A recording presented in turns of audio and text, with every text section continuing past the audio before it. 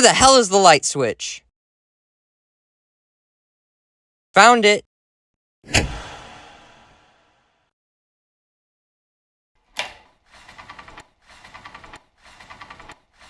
Any day now. Good afternoon, morning, night, or whatever time of day it is you've chosen to fall asleep to my video. My name is Spectre, and welcome to the other shit show that is my channel. Now, without further wasting of your precious time, let's get into the video. Dictators and authoritarian leaders. They rule many countries, each with their own differences, but they all share a couple of similarities. One of the many similarities between a famished country such as North Korea and the ultimate superpower that China and Russia claim to be is that they all claim to have the best, most well-equipped super armies in the world.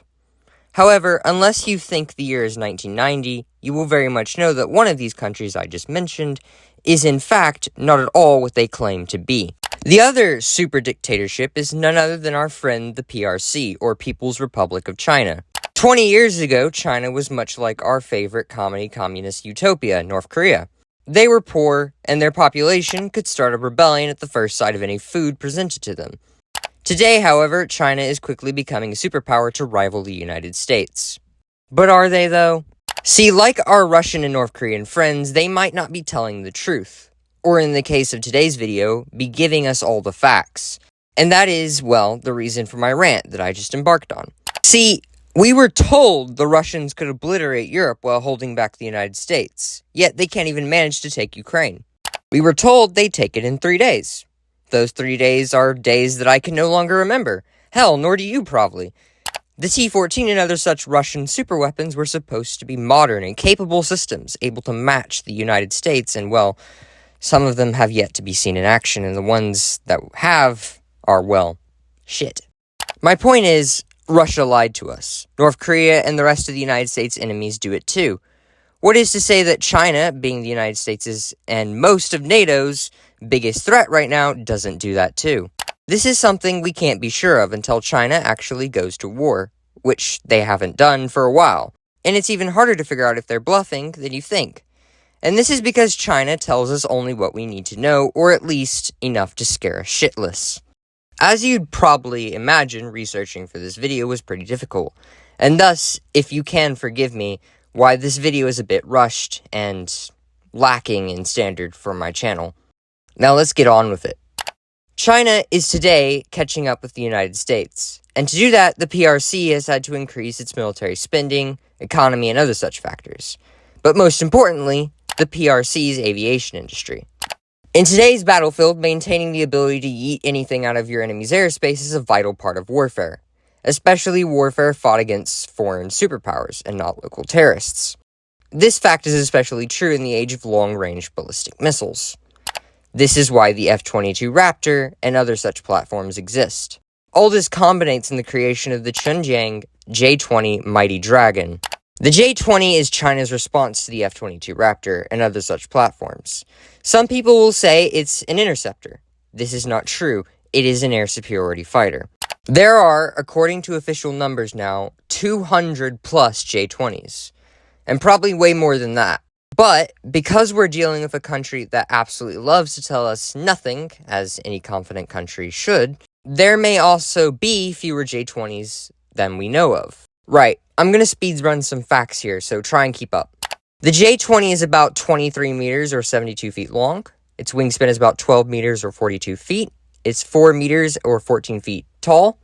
A takeoff weight of 36.3 tons. It can go Mach 2, has a range of about 1,100 nautical miles or about 12,600 miles. And finally, ignoring the idiots who said the J-20 had a service ceiling of 20,000 feet, other, more factual sources put it at 66,000 feet. Please note that most of that is speculation because, again, China tells us just enough to fear it. Propulsion.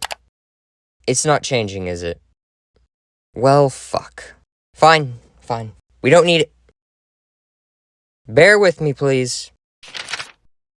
Right, let's look at the facts here. The J-20 can go Mach 2, and on the new J-20 models, with the J-20's new WS-15 engine, it can supercruise, which is a capability that until recently was only on the F-22. But what is supercruising? Well, to put it simply, it allows the jet to go supersonic without fire coming out of its engines, aka using afterburner. Right, so what does that mean? What it means is the J-20 is slower than the Raptor, which can only go Mach 2.25, which is 0.25 or something faster than the J-20. Look, if these jets ever fight each other, like they're designed to do, being able to go faster than the other isn't really going to matter. I mentioned the WS-15, which is a new engine for the J-20. So let's talk about its engines for a minute. The J-20 has had 3 engines, historically these being the WS-10, AL-31, and WS-15. The WS-10 is a domestic engine equivalent to the AL-31, which we'll talk about in a minute. The WS-10 is currently the #1 engine on the J-20, because the WS-15 is expensive. The WS-10 has improved features over the AL-31. An example would be its serrated thrustal nozzles, which basically means the engine is stealthier. The AL-31 was the first engine used on the J-20. Now, the AL-31 is a Russian-imported engine. Unfortunately, China has few J-20s with this engine.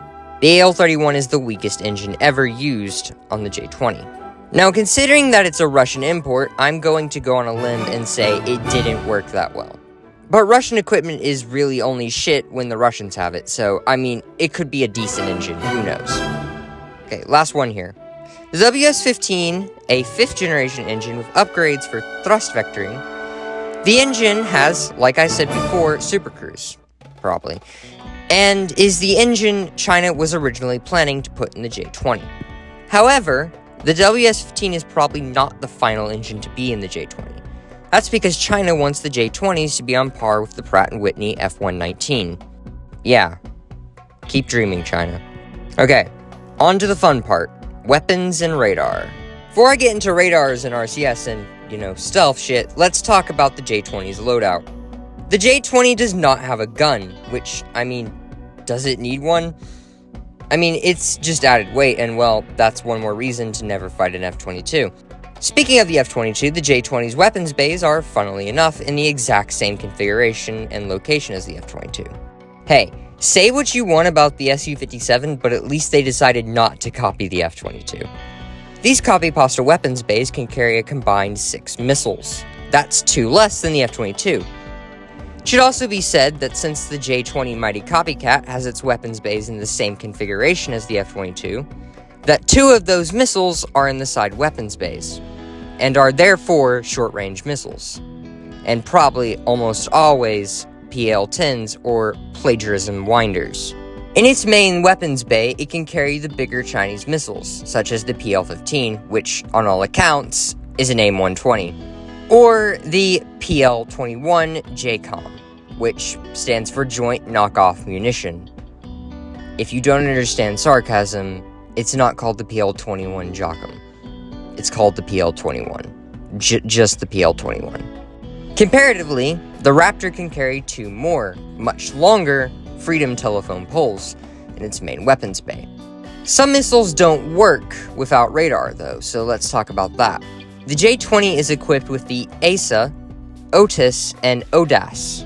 That was a mouthful, so let's break that down. AESA, or AESA, allows reception and transmission of frequencies. It has multiple beams, which are electronically steered. This kinda acts as an anti-jamming feature, as it's harder to jam more than one radar beam. OTES, or Electrical Optical Targeting System, has 6 infrared sensors mounted around the aircraft. Like the version of OTES on the F-35, OTES allows PLAF pilots to get 360-degree coverage of sensors. Finally, EODAS is kinda like a system for the J-20 pilots to receive and transmit information. It's a data link. Right, according to the South China Morning Post, which is a pro-China news organization, the J-20 has a maximum radar range of 135 kilometers. Okay, this is where the illusion of the mighty, unstoppable J-20 kind of breaks, or at least if you believe what I'm about to tell you. The J-20's radar cross-section, aka its stealth stat, is one of the many things that the CCP hasn't told us. That being said, what is the speculated RCS of the J-20? Well, several studies, mock-ups, and simulations put it at around 0.08 meters squared and 3 meters squared. with a Taiwan mock-up even putting it at 20 meters squared, but that was a test conducted from a simulated J-20 side, and the chance of fighter jets engaging a J-20's side are extremely unlikely. But that doesn't mean that if the J-20 side's RCS is 20 meters squared that radars won't pick it up. Unless the J-20's RCS is below 1 meter squared, it's more than likely a low observable aircraft and not a stealth aircraft. This is all without mentioning what the aircraft is actually made of, which we don't actually know, because again, the PRC expectedly tells us nothing. Hell, we don't even know if it has RAM or radar absorbent material, and if it does, RAM and stealth aircraft in general are hard to maintain and keep up. At this point in time, it's just hard to tell what the aircraft is made out of, but it's more than likely some form of aerospace-grade titanium, as that's what a lot of aircraft are made out of. Now, of course, we used to think that the USSR and/or Russia actually maintained their aircraft, and we believe the shit they told us. The same could be said for the PRC. Again, we just don't know. The J-20 is probably today one of, if not the hardest aircraft to speculate about. There are people in the world who will look at a new article titled J-20 is better than the F-22 and not think much about it, or mutter something about the failures of the US military before moving on with their life. These, coincidentally, are the same people who know nothing about military-related topics. Now, I'm not saying that they're dumb or stupid, I'm just saying they're buying into the Chinese strong illusion, or what have you, which, unfortunately, is very easy to fall into, as we only hear the good shit about China because they're not a democracy, and thus, anyone who says anything bad about the CCP and lives in China vanishes the next day. Today, in a world where warfare is fought on more than 4 domains, this being land, sea, air, space, and the internet, it's extraordinarily hard to determine how much of a threat the PLA poses. And if we don't know how much of a threat their military is, we certainly won't be able to decipher if a single aircraft they have is even a threat. Especially for us civilians. We just don't have the resources or knowledge to accurately determine whether it's a threat. Instead, all we can do is speculate. Look, statistically, based on what we know, the J-20 isn't on par with the F-35 or the F-22. And despite what China wants you to think, we're still talking about a military with no combat experience for well over 30 years, and that's being generous. Yes, they helped fight pirates and other shit like that over the years, but the last time China fought a foreign military with actual combat experience was in 1979, when they tried to fight the Vietnamese and got their asses handed to them on a silver platter. Yes, losing to the Vietnamese is not a US military exclusive thing. It's a military tradition. The Americans tried, the French, the Chinese, even Cambodia tried. Anyway, my point being, the PRC has had little military experience in its nearly 75 years of existence. But that isn't to say that they aren't training hard and preparing for war. They're learning, getting better at flying, developing newer technologies faster than the US, and catching up to the US very quickly. It's honestly scary how quickly they seem to be catching up to the US. Alas, however good of an aircraft the J-20 is, and however good of a military the PLA is, we won't know until they actually go to war against someone who can tell us about their tech. Unfortunately, that's approaching rapidly. China could invade the ROC, Taiwan, or whatever the fuck the world is calling them this week. And they can do it at any point now. They're preparing, and it's only a matter of time until they destroy the last traces of Chinese democracy. Okay, to summarize and end this shit show of a video off, is the J-20 a threat? It's enough of a threat that you need to worry about it, but not enough of a threat for you to start studying Mandarin and simplified Chinese. Until something comes along to take its crown, which is extremely unlikely, there remains only one king of the sky, and that's the F-22 Raptor. Originally, I was going to end this video off here, but since I finished the outline for this video, there have been some things I'd like to cover and address, and do whatever with. First off, I'm going to make one more plane-related video, and then we're going to take a small break and dive into some actual non-modern, or at least Cold War and World War II related content. For those who subscribed because of the aviation content, don't worry, we'll get back to it. Second, next month I will post 2 videos, then it's back to mainly 1 video per month. Look, I put a shit ton of effort into this stuff, so it takes a bit. Third, I will be getting a mic at some point in the next couple months, so expect the audio to improve. Finally, if you didn't see my post, the Ukrainians have begun their counteroffensive, or at least that's what appears to have happened. As the YouTuber Bitter Lynx put it, I have absolutely no idea what is happening whatsoever. Lynx is a great YouTuber who, if you enjoy my content and are somehow subscribed to me, you should 1000% check out. Anyway, I share Lynx's views on this. As of June 8th, when I'm writing this script, Russia has gone to the extreme length of becoming a James Bond villain and has bombed a dam in Kharkiv, causing water to flood the surrounding villages and towns. I know for certain they're attacking Bakhmut, as well as in some places in southern Ukraine, which, because of the US leak, they said they weren't going to do. It's honestly a shit show, and I can't keep up with it. Look, war is like this when both sides are fighting each other. The fog of war has descended on Ukraine, and we likely won't know what's happening until this counteroffensive ends, and who knows when that is. But until next time, Spectre signing off.